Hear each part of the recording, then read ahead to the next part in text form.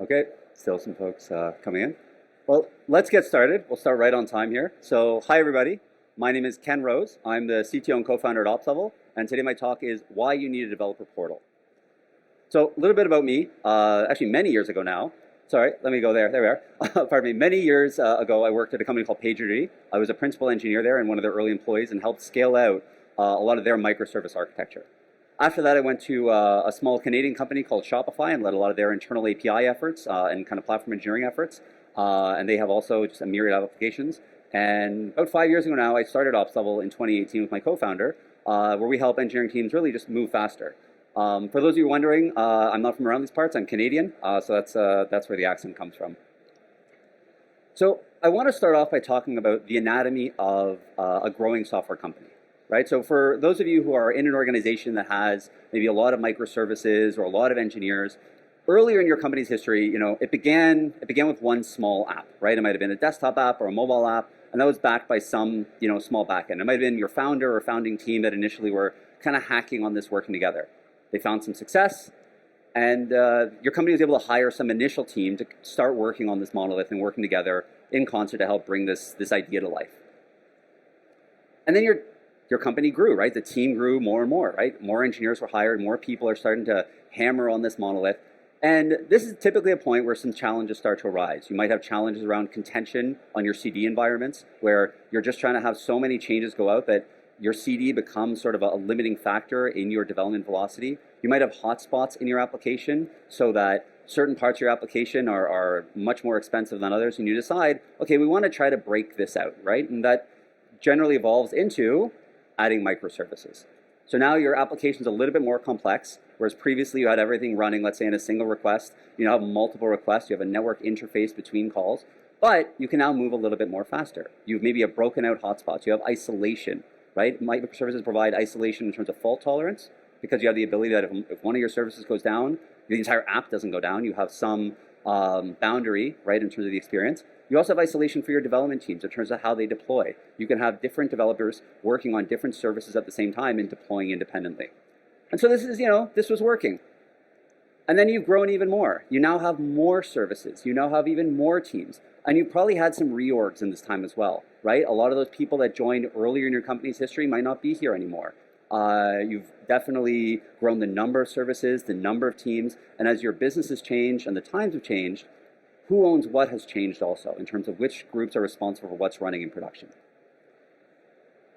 So there are some practices that engineering organizations can adopt to help kind of address this kind of growing number of services and people and teams that are on the go. So one of them is this idea of DevOps, right? This is the unification of development and operations into one, right? The idea of shift left.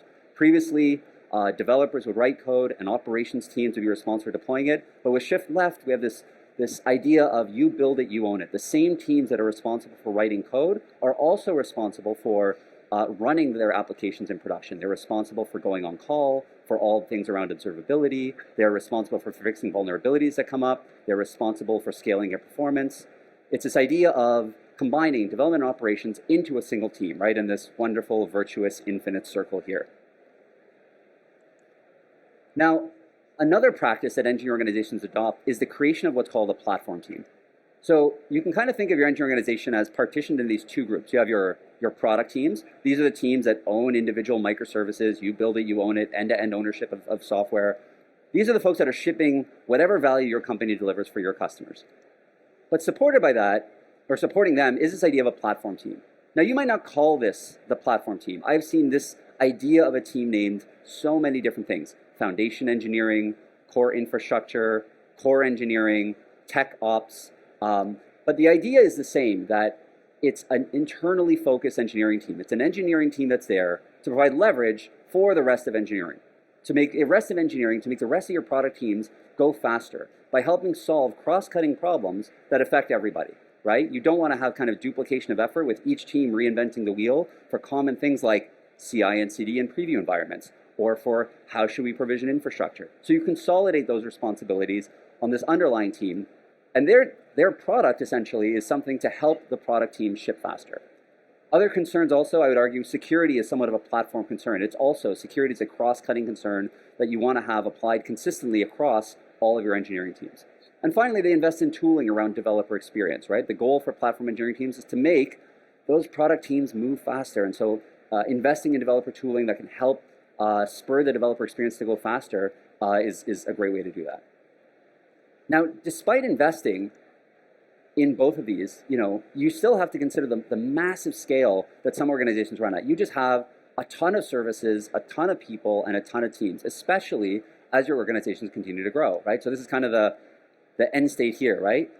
In a more ugly picture, right? This is an actual architecture, right? This is from Uber's 2018 snapshot of their architecture. This is all the services they have in production coming out of Jaeger. I think they had something like 3,000 services. It's just a giant morass of services. And so organizations, being able to invest in DevOps and you build it, you own it, investing in platform teams, that's a necessary condition, but that's not sufficient. There are still challenges that arise as you have this gigantic architecture start to emerge. So let's look at some of those problems. So for those product developers, there are questions about, for new product developers that join the company, how do I onboard, right? Like, where do I find the context of what are the services that I'm supposed to be responsible for? Where do I find the context about how do I find operational info for what these services are supposed to do? I'm a product developer, I have to write, some service, or I have to write something that's going to interface with the authorization service or the payment service. I found 3 payment services. Which one am I supposed to use? Where do I find the documentation for it? Where do I find somebody to go talk to about that? How do I actually get my service in production? I'm creating a new service. Great, I have code. How do I get it into prod, right? How do I actually get this thing serving traffic? Platform teams also have challenges, right? Platform teams need to have kind of this global comprehensive view of their entire infrastructure. And so they're trying to figure out, well, we're putting all this investment in developer experience and this kind of golden path, this set of tools and libraries and frameworks that let product developers move faster. Which teams aren't using that golden path? Why aren't they using it? How do we figure that out? I don't know how many people remember this. There was the Log4Shell vulnerability that came out last year, right? So some new zero-day hit the streets or hit the internet. Great, we need to quickly figure out which of our services are affected, which services are currently using that zero-day vulnerability. And a similar kind of challenge is, hey, we have some new tool we're trying to implement across all of engineering. We're moving from Jenkins to Harness. And so we want to be able to work with all the different teams and all the different services and be able to change that. How do we actually do that? Who do we go talk to and figure that out? And finally, the third persona is kind of engineering leadership or engineering management. And these are the problems that, well, really keep up every engineering leader at night. How do we ship faster? How do we make our engineering teams more efficient? How can we reduce cost? I have a gigantic AWS bill. How do I shrink that? How do we reduce developer toil? Because if developers have toil, developers are busy not working on business value, then they're not being as efficient as they can be. And my observation is that there's a tool that's missing in this boundary between platform teams and product teams that can help solve all these problems. And, not to bear the lead, it's an internal developer portal. And so the title of this talk is Why You Need an Internal Developer Portal. So if you take nothing else away, just remember this slide here. An internal developer portal is there to provide developers access to the tools and knowledge they need to quickly deliver quality software. And I want to break that down, right? Quickly means, that's the name of the game. We want to move fast. We want to have efficient delivery of value. We want to have efficient delivery of software for our customers. Deliver, that's what it's about. Value delivery, right? Getting things out in production that our customers can use. Quality, this isn't quality in like the QA sense. This is building software that is reliable, that is secure, that is performant, that is correct. QA sense quality is part of that, but there's a whole other set of non-functional requirements that are also important. And software, well, that's why we're here today at Tech Show London, right? We're all software practitioners. Now, we think about an internal developer portal as resting on these sort of 3 different pillars. There's a pillar around visibility, there's a pillar around standards, and there's a pillar around developer self-service. And an important observation is that all 3 of those pillars are kind of wrapped or shrouded or have this underlying fabric of automation. That for each of these pillars, without automation, you're not going to be able to achieve this. If you try to approach any of these pillars through manual operations, you're not going to be successful. So let's dive into each of these pillars to look at what that looks like. So the first pillar is visibility, right? You need to have some concept, if you have all these services and all these teams, of what's out there. You need an authoritative catalog of all the software. So that kind of looks like this. At its most basic form, it's these 2 columns here. There's it's my shadow can do this. Not so much. Okay. There's a name column, like what are the services that I have running in production? And there's an owner column. What are the teams that are responsible for those? And I have seen so many attempts to generate this data manually. A lot of folks will start with a spreadsheet or a Confluence page, but that quickly becomes untenable, right? The challenge is that there's just a whole lot of stuff, and it's constantly changing. So you have to approach this with automation, right? You have to tie into the existing integrations you have to be able to pull this type of data down. So if you're using Kubernetes, pulling your list of services from Kubernetes. If you're using Git, being able to infer services from Git. If you have a continuous delivery system, tying into the stream of deployment events every time something new is getting deployed, being able to tie into that and figure out what new things are running in production or other environments. Similarly for the owners, figuring out, are we using an HRIS or GitHub Teams, but figuring out from your HR systems or other team management systems, who are the people and teams that we have on the ground, and then unifying those two together to figure out ownership. Now the other part of this comprehensive catalog is collecting metadata about each service. Right, so being able to understand basics on well, here's the contact info for the team, right? We talked about the use case of product developers asking, great, this authorization service or this shopping cart service, who do I go talk to? This is who you go talk to. There's their Slack channel, there's their email, right? If you found an incident, here's their pager board, so you can actually page somebody and get on call. You have links to the code. This isn't shown on this screenshot, but you can have visibility into the recent deploys that went out for a service, to all the operational tools that are being used by the service, to the API and technical documentation for the service. If you want to be able to find the gRPC docs or the GraphQL docs or the Swagger documentation, right? This is a little portal, a little page, a little web page about each of your services that runs in production. Now, the next pillar that I want to talk about is standards. And standards sort of exist on this spectrum, right? Standards isn't a binary concept. It's not like we have standards or we don't.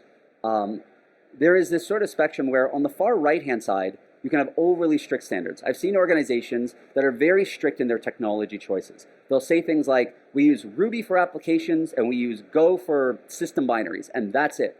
And while that might seem appealing because it makes product developers' lives simple, they don't really have to think in terms of technology choices. They just have a fixed list of options. It can also lead to a pathological case where you're not always choosing the best tool for the job. If you only use Go for system binaries, maybe you have a use case now where Rust might be a better option. Or if you only use SQL, you might shortcut yourself by not recognizing perhaps a graph database would be a better solution to this problem. So if you have overly strict standards, you can kind of take away too much autonomy from development teams. Now, way on the other end of the spectrum, though, you can really lean in hard to you build it, you own it. Each team, you do you. You figure out the technology choices that make sense for your team. But then you get anarchy. Right? I've seen organizations where they'll have 3 different container schedulers. They'll have Mesos, Kubernetes, and Nomad. They'll have 12 different programming languages. They'll have some teams that like Scala and Java and the JVM ecosystem. They'll have other teams that like Elixir and Erlang. They'll have other teams that were Pythonistas. They have other teams that like Ruby on Rails. You can't be effective as an engineer in that organization. You need to become an expert on 12 different services to be able to be moving around and be able to read code or debug things as they come up. So the balance is somewhere in the middle. You want to provide some notion of standards, some notion of guardrails for engineers to be able to apply, but still provide enough flexibility that teams can make some certain technology choices that are right for them. Where on that spectrum your organization lives depends a lot on the culture you have. But it's not good to be on kind of any one side of the extreme. Now, in terms of what these types of standards look like or what these types of checks look like, let's see an example. So this is a pretty simple example that shows here's just some base level checks. These checks that are passing in green up here are base level things that we as a company think should be true for every service that's out there. That's why they're at this base bronze level. Services need an owner. If they don't have an owner, we don't even know who to talk to. We've not solved problem 0 of cataloging our software. We also might dictate, you know what, we use Splunk for logs. We want every service to use Splunk. We want every service to be hooked up to PagerDuty. Now, an important aspect in terms of how these checks run is, again, automation. You don't want to have developers, let's say, hook up Splunk to their service and then go back to your developer portal and stamp some box or check some box, say, yep, hey, I'm using Splunk now. Because that's toil, right? Developers won't do that. You want to automate it. You want to have your developer portal tie into Splunk so that once you start receiving logs in Splunk, your developer portal updates automatically. Once it sees that PagerDuty's hook up, it updates automatically. Similarly, you might have version requirements, right? We want some minimum version of software that's used across our entire infrastructure for certain types of services. This should tie in with your source code. This should tie in with your vulnerability management system. So that the evidence of this check passing is not a developer going and saying, yep, I did it. It's the actual change is reflected in the code or in your package management system directly. Now, this is a sequence of checks for a given service. You also want to be able to have visibility across your entire infrastructure. This is the view that platform engineering teams and management want to have. To understand, we have all these checks, we have all these standards we're trying to enforce. What are the areas where we are currently deficient, right? It's kind of small, but in the top right there, you can see a bunch of categories and the category breakdown. We can see that, hey, on security, 30% of our services are bronze. That maybe isn't great. That's not reflecting very well of the standards we have in place. It might be that our standards are too strict, that developers aren't able to adhere to them, or it might be that we prioritize the wrong set of things and are falling behind on security. But either way, it prompts a conversation of security is probably an area that we're going to want to invest in to be able to improve our security posture. Now, the final pillar I want to chat about is self-service and developer self-service. And there's kind of like two different challenges that product developers and platform engineers face. For product developers, again, we talked about this mantra of DevOps. You build it, you own it. We've shifted left. We've taken what was previously operational concerns and we've moved that further up in the SDLC onto product developers. But man, they have to know a lot of stuff. You have to be able to know the domain of software development, compilers, programming languages, tools, testing methodologies. And you have to know the domain of operations, observability, metrics, logging, tracing, incident management, being good at like the CLI. There's just a whole lot to know. If you have to, let's say you're a product developer. Oops, my last deploy had a bug. I need to roll it back. How do I do that? Like, do I go to the CD tool? Where is the CD tool?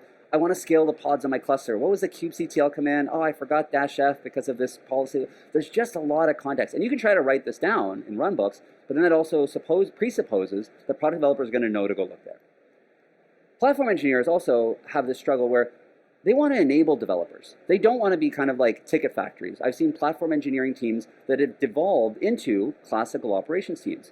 An example here is a product team is spinning up some new service. So they need some infrastructure, or they need a database, or an S3 bucket, or they need something done. Great. So they create a Jira ticket, they throw it over the fence, and the platform team is like, oh, okay, I have to go create this S3 bucket for that team. They go do that. And the platform team has to create a Kafka topic for some other team. And their whole day is just responding to these tactical requests from all these different product teams in their organization and not inverting that model. Right? There's this quote, if you give a man a fish, you feed him for a day. Well, platform teams don't want to be like giving out fish. They want to build software. They want to build an automated fishing rod that lets these product teams self-serve and take care of themselves. So the solution to these sets of problems is to automate all those common operations and make them discoverable. So let's look at some examples of that. So the first is a very common operation is new service creation. You have all these microservices. They came into being somehow because developers are creating them. And typically, the way that developers create a new service is they'll find the last service their team created. They'll copy that repo, they'll strip out the business logic, and then they have somewhat of a shell that has, the basics of initialization and configuration. Maybe there's some service discovery stuff in there, and they start adding their new business logic in. But the problem with that is that each team might be doing that a little bit differently. You're going to have divergence. You're not going to be adhering to your standards. Who knows what version or how old the service they base their new service off of actually is.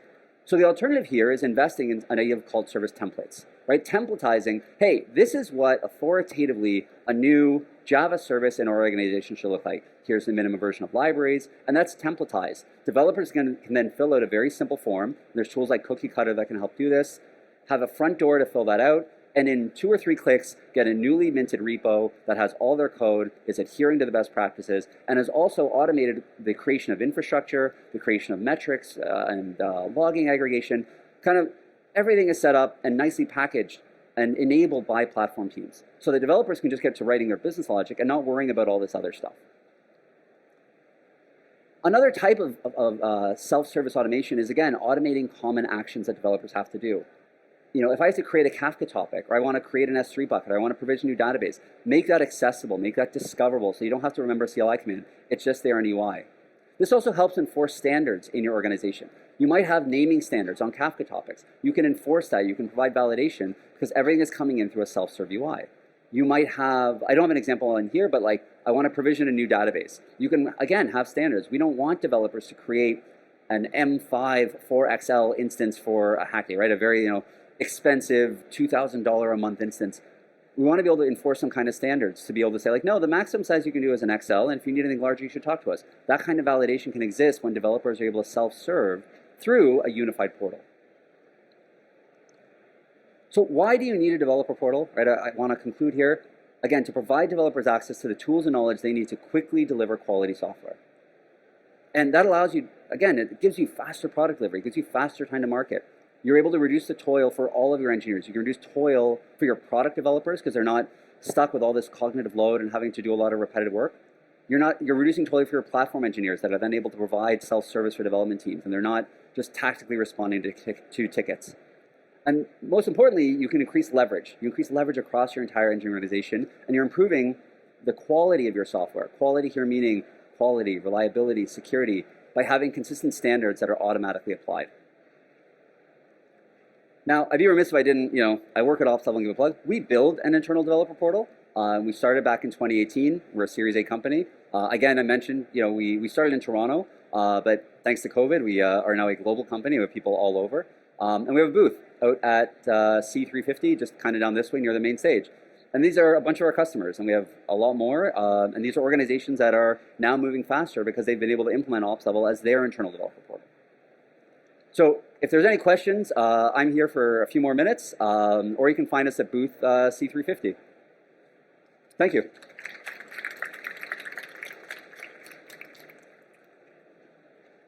We have a mic in the back if anyone wants questions, or you can jump off the stage and talk after.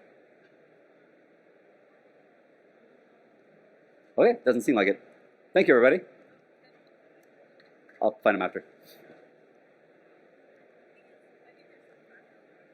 Is he gone? Can I ask a question? Yeah, go for it. Cool.